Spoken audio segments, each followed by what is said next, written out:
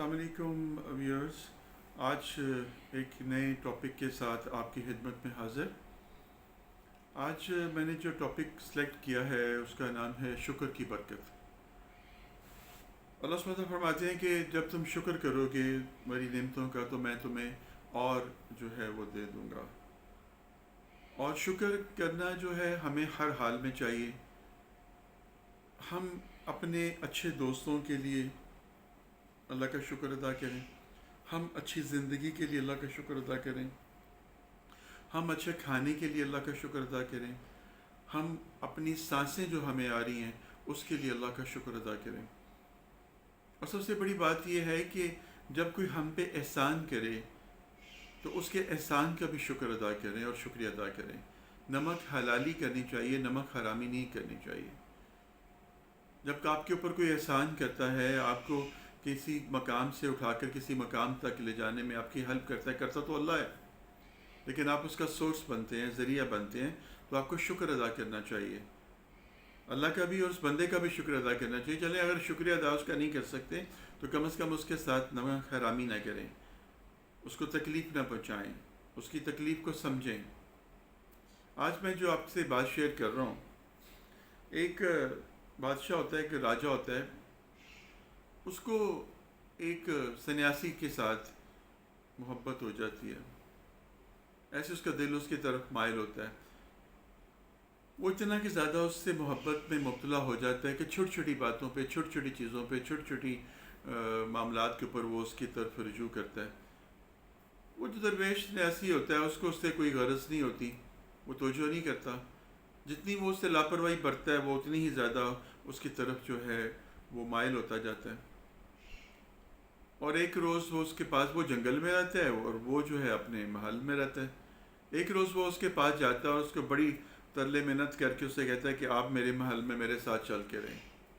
वो कहता है कि फ़कीरों का क्या काम बादशाहों के दरबारों में, लेकिन वो उससे इतनी कि ज़्यादा मोहब्बत कर रहा होता है कि उसके तरले मिन्नतें करने शुरू कर देता है और वो उसकी तरफ जो है वो लग जाता है। वो कहता है ठीक है, मैं तुम्हारे साथ चलने पर राज़ी हूँ, मैं चलता हूँ तुम्हारे साथ। वो उसके साथ जनाब चल पड़ता है। अब जब उसके महल में लेके आता है, अपने महल में बड़ी उसको इज़्ज़त देता है। जिस जगह पर वो आप बैठता है बिल्कुल उसके पास नीचे करके वो खुद बैठता है, उससे एक कुर्सी नीचे, एक स्टेप नीचे उसको बैठाता है और उसकी बड़ी आओ भगत और बड़ी उसकी देख रेख करता है। हर चीज़ खाने से पहले वो उसको खिलाता है, खुद नहीं खाता उस वक्त तक जब तक जो है वो खुद उसको ना खिलाए।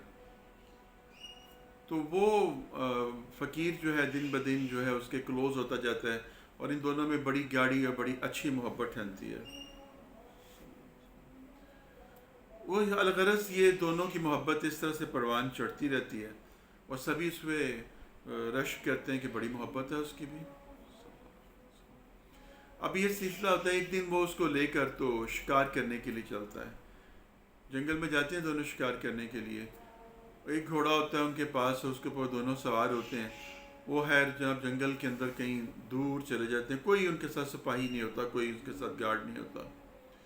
वो जंगल में कहीं रास्ता भूल जाते हैं, अब बाहर निकलने का रास्ता मिलता कोई नहीं उनको, और जो उनके पास खाने पीने का सामान होता है वो भी ख़त्म हो गया होता है। अब उनको दोनों को ज़ोरों की भूख सताती है।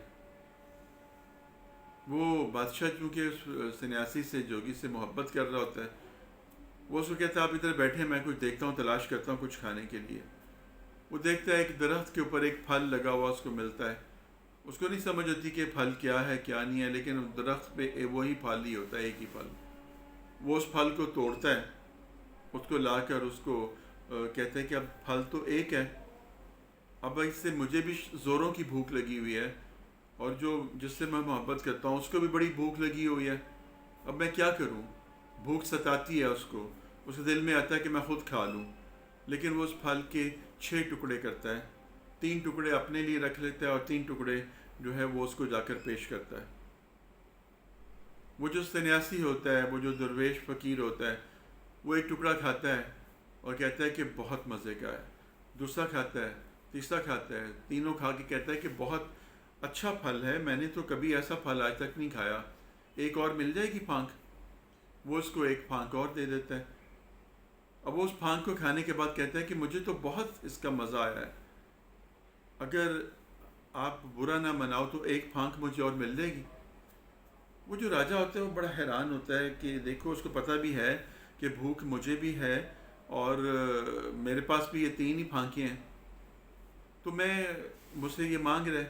لیکن چونکہ اس سے محبت اتنی کر رہا ہوتا ہے وہ اس کو وہ دوسری پھانک بھی دے دیتا ہے، اور دوسری پھانک کھانے کے بعد وہ تیسری پھانک بھی اس سے مانگتا ہے، کہتا ہے کہ مجھے بہت اس کا مزہ آیا ہے، آپ مہربانی کریں مجھے یہ ایک پھانک اور دے دیں.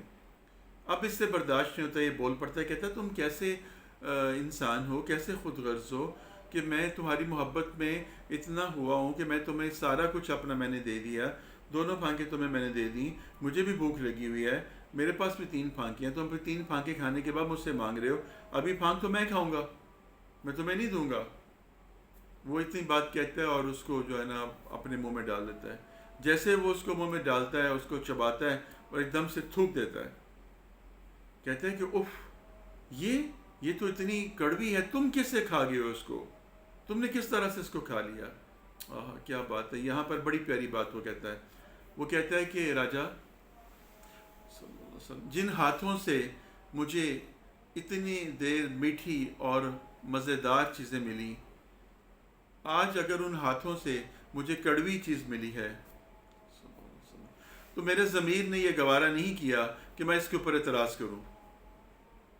جن ہاتھوں نے مجھے ہمیشہ جو ہے وہ میٹھی اور خوشبودار چیزیں دی ہیں، اپنے منہ میں ڈالنے سے پہلے دی ہیں، تو آج بھی مجھے اپنے منہ میں ڈالنے سے پہلے مجھے وہ سب چیزیں وہ دے دیں، تو کیسے ممکن تھا کہ میں جو ہے وہ احسان فراموشی کروں اور وہ جو ہے اس کے اوپر میں اعتراض کروں.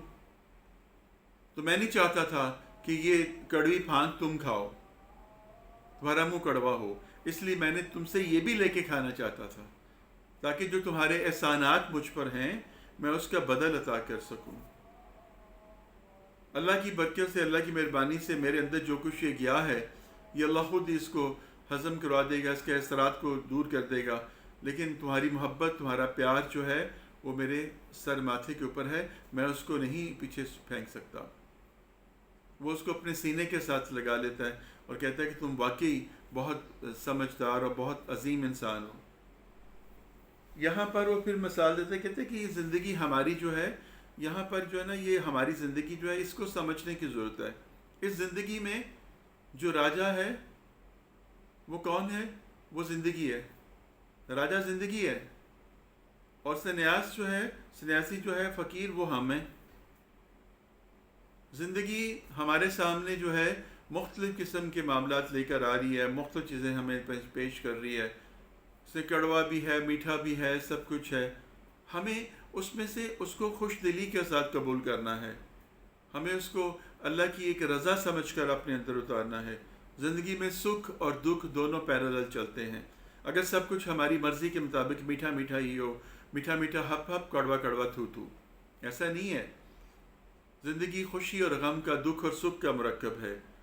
ہم ساری زندگی اسی تمنا میں گزار دیتے ہیں کہ مجھے جو ہے وہ یہ نہیں ملا، مجھے وہ نہیں ملا، مجھے یہ چاہیے تھا، مجھے وہ چاہیے تھا، اگر ایسا ہو جاتا، اگر ویسا ہو جاتا، مجھے یہ مل جاتا، مجھے وہ مل جاتا. تو ساری زندگی ہم گزار دیتے ہیں ناشکری کے اندر گزار دیتے ہیں. اظہار تشکر، گریٹیٹیوڈ کہیں بھی نہیں ہے. شکر کا جو ہے وہ کہیں بھی عنصر نہیں ہے، اور شکر میں بہت طاقت ہے. دیکھیں اس نے کڑوے پھل جو ہیں اپنے شکر کی طاقت کے ساتھ کھا لیے، ہضم کر لیے، اس کو کچھ نہیں ہوا. اور بادشاہ جو ہے اس سے جو ہے وہ ایک منہ میں رکھ کر ایک بائٹ نہیں لی گئی، اس نے تھوک دیا. تو یہاں ہمارا بھی حال یہی ہے. ہم اچھی چیزوں کو تو بڑے شوق کے ساتھ پسند کرتے ہیں اپنے لیے، ان کو کھاتے بھی ہیں، ان کو سب کرتے ہیں، لیکن جو تھوڑا سا ہمارے پاس تھوڑی کڑواہٹ والی کوئی چیز آ جاتی ہے، کوئی دکھ آ جاتا ہے، کوئی ٹینشن آ جاتی ہے، تو ہم اسی وقت واو لیلا کرنا شروع کر دیتے ہیں، اسی وقت گلہ کرنا شروع کر دیتے ہیں، اسی وقت شکوہ شروع کر دیتے ہیں اور اس نعمت سے محروم ہو جاتے ہیں. یہ زندگی دینے کے لیے ہے، لینے کے لیے نہیں ہے. سکھ ہمیشہ دینے سے ملتا ہے، لینے سے نہیں ملتا. محبت ہمیشہ دینے کی چیز ہے، لینے کی چیز نہیں ہے. جب ہم ان کو دینا سیکھ جاتے ہیں تو یہ رسپانس میں ہمیں آنا شروع ہو جاتا ہے. اللہ کی قسم، اللہ کی راہ میں جو کچھ بھی آپ دیں گے، کسی سے محبت کریں گے، کسی سے پیار کریں گے، کسی کی دل جوئی کریں گے، کسی کے دکھ درد کو بانٹیں گے، تو کئی گنا بڑھ کر یہ آپ کے سامنے آ جاتا ہے. کسی نہ کسی وقت یہ آپ کے سامنے آ کھڑا ہوتا ہے. ایسا نہیں ہے کہ اللہ تعالیٰ اس کا رسپانس نہ ہمیں دے، لیکن وہ صرف ہمارا صبر مستقل مزاجی دیکھتا ہے اور ہمارا شکر دیکھتا ہے. اس نے تو قرآن میں کہہ دیا ہے، اور تم میرے شکر گزار بندے بن جاؤ گے میں تمہیں اور نواز دوں گا. نہ شکری کرو گے تو جو ہے وہ بھی چھین لوں گا. کفران نعمت، تو آج ہم کفران نعمت کر رہے ہیں. اپنی زندگی کا اکاؤنٹیبلٹی کیجئے، اپنا محاسبہ کیجئے، روزمرہ کی بنیاد کے اوپر اپنے آپ کو سیلف انالیسس کیا کیجئے. جو کچھ مل گیا ہے اس پہ شکر کریں، جو نہیں ملا اس کے لیے دعا اور کوشش کریں، باقی اپنے ذہن کو اس سے ہٹا دیں. اللہ کو منظور ہوگا تو اللہ دے دے گا، نہیں منظور ہوگا تو اس کا بہترین بدل عطا فرما دے گا. دعا ہے میری کہ اللہ تعالیٰ مجھے بھی اور آپ کو بھی عمل کی توفیق عطا فرمائے. اگلی ویڈیو تک کے لیے اجازت دیجیے. فی امان اللہ.